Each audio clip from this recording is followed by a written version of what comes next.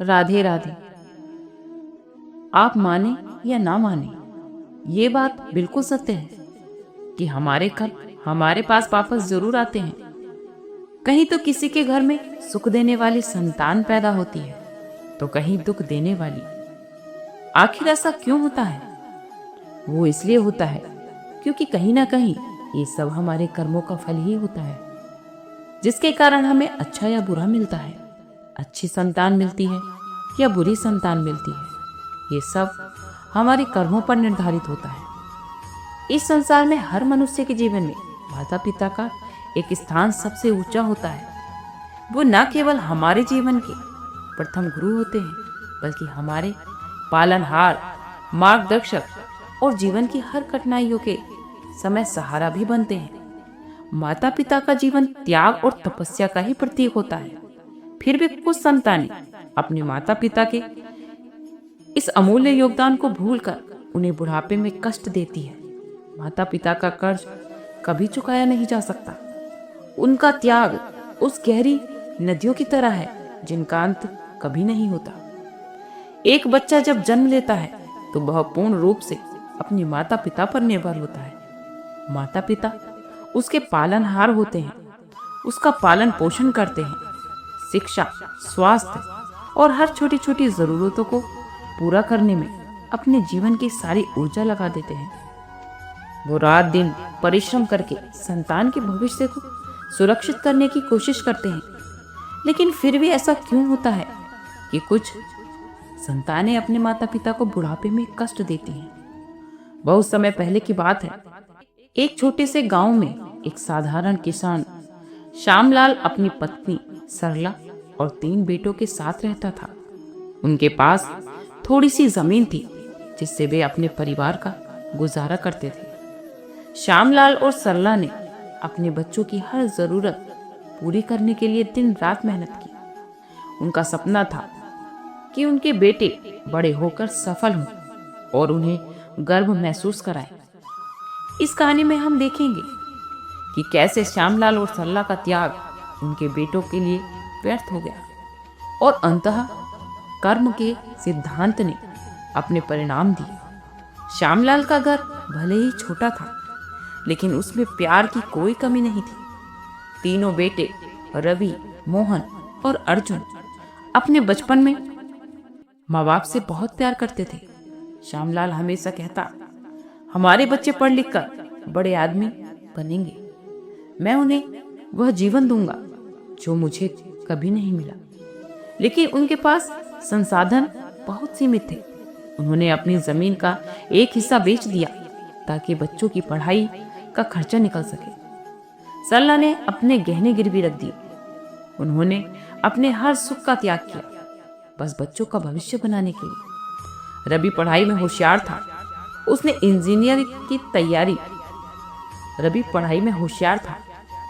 Engineering की और एक बड़ी कंपनी में नौकरी पाई। मोहन ने बैंकिंग में नौकरी हासिल की और अर्जुन ने व्यापार शुरू कर दिया। तीनों अपने अपने कार्यों में व्यस्त हो गए और शहर में बस गए। शुरुआत में तीनों बेटों ने गांव आकर अपने माता पिता से मिलने की कोशिश की। वे त्योहारों पर आते तो घर में रौनक आ जाती, लेकिन धीरे धीरे उनकी व्यस्तता बढ़ने लगी। रवि ने कहा, पिताजी, शहर में काम बहुत है, बार बार आना मुश्किल है। मोहन ने जोड़ा, आप लोग ठीक तो है ना? हमें काम से फुर्सत नहीं मिलती। सरला को धीरे धीरे घुटनों का दर्द शुरू हो गया। डॉक्टर ने कहा कि इलाज में पैसे लगेंगे और नियमित देखभाल की भी जरूरत है। श्यामलाल ने बेटों को फोन किया। रवि ने कहा, पिताजी, मैं पैसे भेज दूंगा, लेकिन मैं आ नहीं सकता, मेरी मीटिंग चल रही है। मोहन ने बहाना बनाया, अभी मेरी बेटी के स्कूल का खर्चा बहुत ज्यादा है, मैं बाद में दे दूंगा। अर्जुन ने जवाब दिया, पिताजी, मेरे पास अभी पैसे नहीं हैं, आप गांव में ही इलाज करवाइए। श्यामलाल को गहरा दुख हुआ। उसने सोचा, हमने अपने बच्चों के लिए सब कुछ किया, लेकिन आज जब हमें उनकी जरूरत है तो कोई हमारे पास नहीं है। सरला की तबीयत बिगड़ती गई। एक दिन वह श्यामलाल का हाथ पकड़कर बोली, क्या हमारे बच्चे हमें भूल गए हैं? क्या हमने कुछ गलत किया है? श्यामलाल के पास इसका कोई जवाब नहीं था। कुछ महीनों बाद सरला का निधन हो गया। श्यामलाल ने बेटों को फोन किया, लेकिन उनमें से कोई भी गांव नहीं आया। गांव वालों ने सरला का अंतिम संस्कार करवाया। श्यामलाल के लिए यह सबसे बड़ा आघात था कि निधन के कुछ महीने बाद श्यामलाल ने फैसला किया कि वह अपनी संपत्ति मंदिर को दान देगा। जब बेटों को यह बात पता चली तो वे तुरंत गांव आ गए। रवि ने कहा, पिताजी ये क्या कर रहे हैं? ये संपत्ति हमारी है। मोहन ने कहा, हम तो आपकी सेवा के लिए हमेशा तैयार थे। आप हमें बताएं कि आपको क्या चाहिए। अर्जुन ने चुपचाप सहमति में सिर हिला दिया। श्यामलाल ने गहरी सांस ली और कहा, जब हमें तुम्हारी सबसे ज्यादा जरूरत थी तब तुम में से कोई नहीं आया। आज जब मैं संपत्ति दान करने की बात कर रहा हूं तो तुम यहाँ खड़े हो। यह संपत्ति उन्हीं की होगी जिन्होंने मेरी देखभाल की। कुछ वर्षों बाद तीनों बेटे खुद बूढ़े हो गए। रवि का बेटा विदेश चला गया और उसने कभी वापस लौटने की परवाह नहीं की। मोहन की बेटी अपने ससुराल में व्यस्त हो गई। अर्जुन का बेटा भी अपने पिता से दूर हो गया। तीनों भाइयों को एहसास हुआ कि उन्होंने अपने माता पिता के साथ जो भी किया वही अब वे खुद भोग रहे हैं।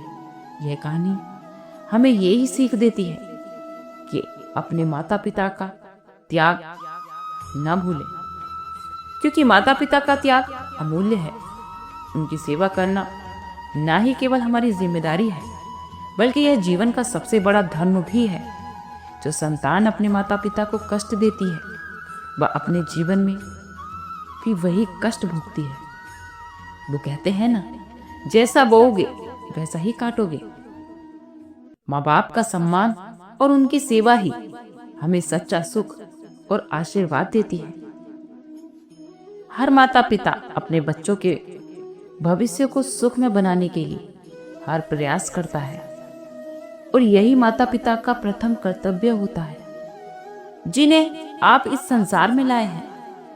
सुख और सुरक्षा क्या ये मनुष्य के कर्मों से प्राप्त नहीं होते? माता पिता के दिए गए अच्छे या फिर बुरे संस्कार, उनके द्वारा दी गई योग्य अथवा अयोग्य शिक्षा, क्या आपके सारे कर्मों का मूल नहीं? ये संस्कार और शिक्षा ही है जिससे मनुष्य का चरित्र बनता है। अर्थात माता पिता अपनी संतान का जैसा चरित्र बनाते हैं, ऐसा ही तो बनता है उनका भविष्य।